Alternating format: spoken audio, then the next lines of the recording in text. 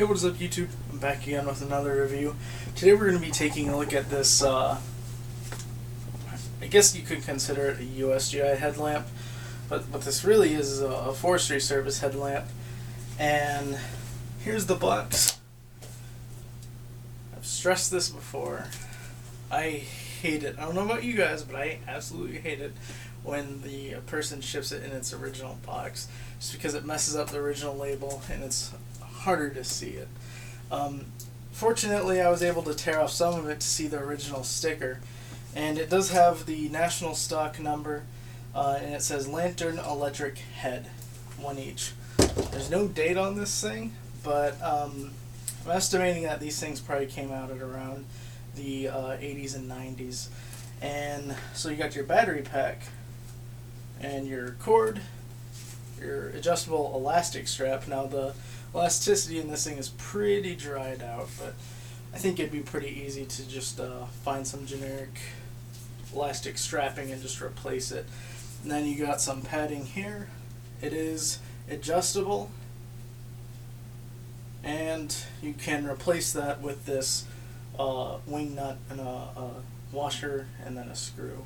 You do have this interesting on and off switch that I've never seen on a headlamp like that before, to where you just turn it like that and then that's how that comes on or off.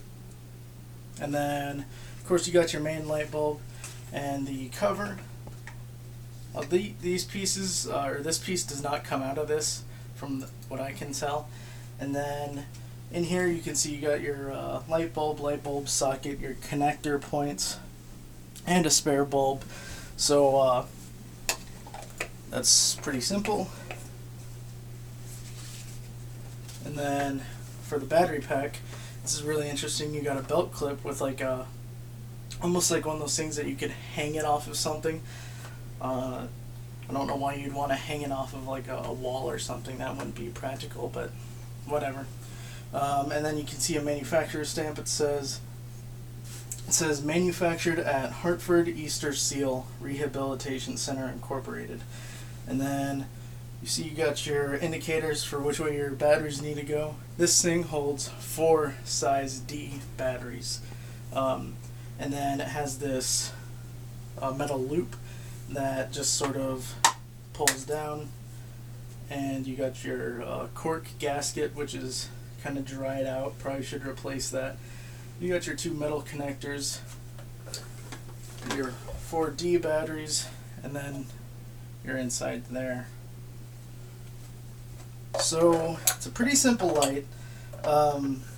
These Forestry Service ones you typically will wear on your helmet, of course, and they're a lot different from the ones that we have now, but I guess I had to start somewhere. And now I'll show you guys how to install it. So here is a standard wildland fireman's helmet. This particular one is an MSA Top Guard. You'll notice it looks like a hard hat, but it's a lot stiffer than a hard hat, not like that soft pliable plastic. It's because this thing has been tested to withstand heat, not like your normal construction ones. And then you'll also notice that this has these tabs here, typically broken off on these helmets, and that holds down your goggles or your headlamp. And then you got your suspension. And another thing that makes me think that this was a Wildlands helmet is because it's got these Velcro straps on all 3 sides, and just like the ones that we have down at the volunteer department that I'm with, is at the same points we have a shroud that comes down and protects your neck from the ambers. In the movies you usually see them without them. Doesn't mean that they didn't have them for the movie, could mean that they're tucked up underneath the helmet, but at some point you would see one, and that's probably where it is. And then there's another sticker in here that looks like it could have been the watch out sticker. And you have all these in Wildland. You have all these watch outs that you're supposed to watch out for, stuff that you shouldn't do on the fire scene. So looks like that's what used to be there. It could be wrong. and then of course you got your chin strap points. So connecting it, this one was already adjusted pretty well, and just slip it over like so. Now since mine actually has those points to hold down your goggles or headlamp, we can go ahead and use them. And that's pretty much how you install it. Now with this brim, of course you really can't angle it down as good, so you might have to come outwards like that or go up with it like that. But still gets the job done, I guess. And then I'll demonstrate it with the older FSS gear, since that's sort of what they would have had at the time. I already have a video about all this gear, so I won't go over it too much.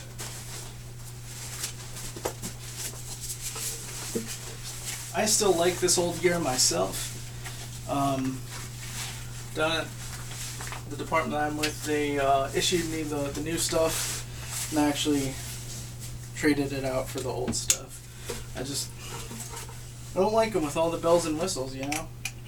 It's my opinion. This stuff worked, and you would have it like this. Now here's where you start to get a problem, is what to do with this damn battery pack, because you got this cord hanging down. So best way that I could figure is just clip it onto your belt like so, and then take this excess looping and just loop it up and pull it through like so. And that helps out pretty good. And obviously you can see pretty good with it. It's a decent bright. It's a decent light. I don't know how many lumens this thing puts out, but it's all right for what it is. The huge downfall to this thing is, let's say you're on the fire line and you got to deploy your shelter. You would typically take out your shelter and then strip your bag. So if I were to do that while leaving your helmet on, so if I were to do that right now, I would be throwing my bag with this still attached. So I'm going to have to either rip off the battery pack, rip out the cord, or ditch the helmet, which is obviously something that you wouldn't want to do. So that's kind of the huge downfall to these things. Later on they redesigned these things where the battery pack was lighter and held in the back. The ones that we have nowadays are far different from this thing, a lot more advanced, but what I really like about this old style is how simple it is and how simple it would be to replace everything if you had to. This one was unissued for probably less than $10 after shipping. Pretty good deal. I know someone was recommending these things for using them for miners. I don't know if I would do that, because I think that they have special lights for so you don't cause a spark and whatnot. I don't know what kind of rating these would have, but I would imagine that you would want lights specifically designed for something like that. But that's just me. If you're looking for this thing for camping, yeah, sure, I guess so. If you couldn't find anything cheaper, these things are alright for what they are. Other than that cord and the battery pack, I like this design. It's simple, it works, and that's pretty much it. So if you guys have any questions about this thing or want to know more about them, just go ahead and let me know. As always, have a nice day.